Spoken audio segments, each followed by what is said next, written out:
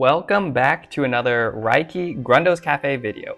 In this video, I'm going to teach you how to use user scripts and show you the true power of them by questing super efficiently. So I'll start by talking about what user scripts are, go through some of my favorite ones, and then I'll show you how to do quests as efficiently as possible. So what are user scripts? User scripts are basically little pieces of code that you allow to run on Grundo's Cafe that can then enhance your ability to play the game. So here's one that allows you to go back to shop after restocking an item by pressing enter instead of having to use your mouse to click the button. So as you can see, it's just a few lines of code, and there's some stuff here that basically tells the user script that it only applies to Grundo's Cafe and not other websites. And now I'll kind of show you how to actually install this and use it. But first, real quick, I'll just show you a demonstration. Here, I'll buy my little fried egg. And now I just hit enter to submit offer. I can quickly just hit enter again. Takes me back to the shop. Super simple and enhances my Grundo's Cafe experience. So to install this script, you go to Greasy Fork is like kind of where they host all the user scripts. You can see that there are user scripts for all sorts of websites like YouTube and whatnot. But of course, the most important one is Grundo's Cafe. Here's where you can browse all the user scripts. There are a ton here. Definitely take some time to read through them and check them out.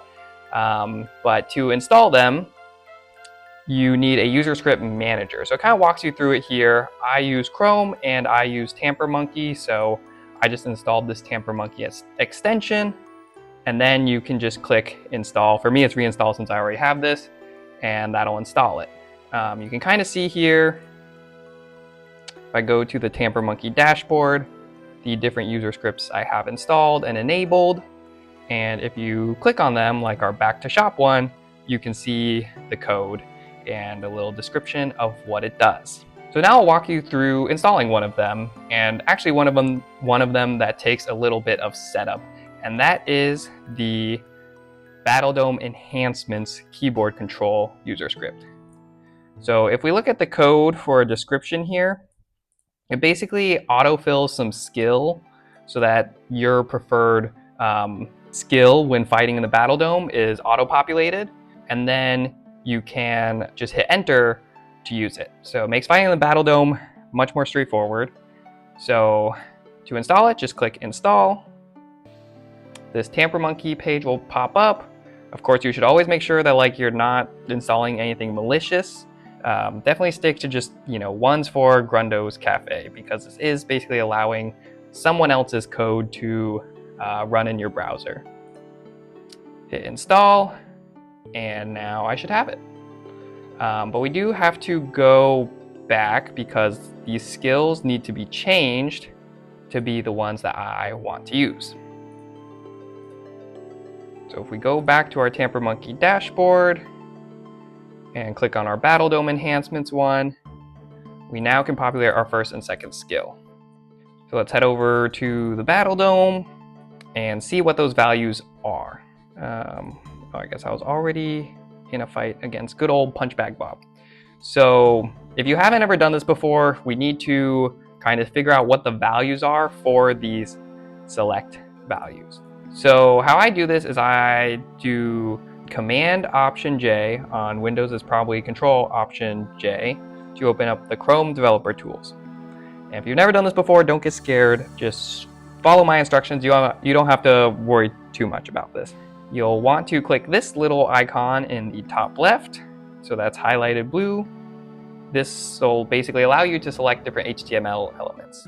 And so then you'll want to click the select input here and expand it. And now we can see all the option values for our attacks. I think I want Watery Guardian, so I need to actually get out of this fight. Okay, sorry about that. We are back. I want Watery Guardian followed by Berserk Attack. So I have 118 and then 5. So going back over to my TamperMonkey code, I have 118 and 5. And I actually have to change it down here as well. And now I can just save that. And now if we go back to the battle dome, we can X out of this. If I did this right, it should now auto-populate Watery Guardian when I am fighting. And look at that, it does. And I can just hit enter. And boom. And now it goes to the second skill because Watery Guardian is no longer available, which is Berserk Attack. And I just can keep hitting enter, and this makes it way easier to destroy Battle Dome opponents because I'm just sitting here pressing enter. One thing that I should touch on before diving into some more user scripts are the rules. Let's do a refresher on the rules and why these user scripts are legal, especially if you're going to go on to maybe make some of your own user scripts if you know how to code. If we go down to cheating, it basically says quality of life user scripts are not just tolerated, but encouraged. The real things to remember are that there's a one-to-one input rule. So anything you do, like any click or key press, can only do one thing on the site. So you could have something that like you press enter and it like autofills some price and then submits the price. It would just have to be hitting enter fills in like one number of the price. There's also a rule that's like for non-competitive areas of the site, it's kind of okay to have things that autofill stuff, even though that violates the one-to-one rule. There are some examples here, so read them over if you want, but know that pretty much all the user scripts on Greasy Fork are legal, so don't worry about if you're breaking the rules or not. And if you make any of your own, definitely read the rules carefully to make sure the scripts you make are not breaking the rules. So now let's go to some more user scripts that I like to use. Another one is this Virtue Pets item search links. So if I go back to my inventory here, you can see that there are these Virtue Pets icons with every item where if I click them, boom, it just takes me to the Virtue Pets page for that item. So I really like that one. Of course, Virtue Pets is awesome, so you should also install their data collector user script, which is how they actually get the data for Virtue Pets so that we know the market price of things. So definitely install that one. Shout out to Crystal Flame for making Virtue Pets. There's also this restock timer one that's really popular. I actually don't use it because I restock so much that I think my body has a built-in 6-minute timer now. But you should definitely check it out. And there's also a potato counter one that I just thought was funny. If I go potato counter, it will count the potatoes for me. And this kind of goes back to the rule where for non-competitive areas of the site, that is okay. So boom, can easily count those potatoes. So that's it for user scripts. Now I'm gonna go into questing because there is this questing keyboard controls user script and it has totally changed the way I quest. So I'm gonna dive into what it is, how to use it, and also how to use other keyboard hotkeys to quest super efficiently. First, I'm going to do all my quests for today. So that'll be 40 quests plus the brain tree, and I'm gonna time how long it takes to do all of them. And then I'm gonna go back and break down how I'm doing it so fast. Okay, so I got the stopwatch here, and I'm also turning on this thing that allows you to see my keyboard inputs in the bottom. So remember I am on Mac, so some of the keys will be a little different. Basically anywhere there's command, use control instead for Windows. And yeah, let's go ahead and see how long it takes me to complete 40 quests.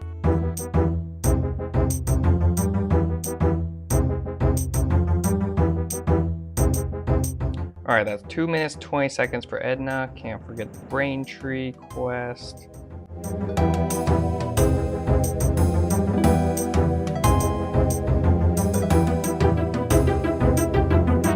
All right, we are under 5 minutes for finishing Esophagore as well. Oh man, chocolate ice cream. Oh, usually I wouldn't buy that one and would just wait, but we gotta do it.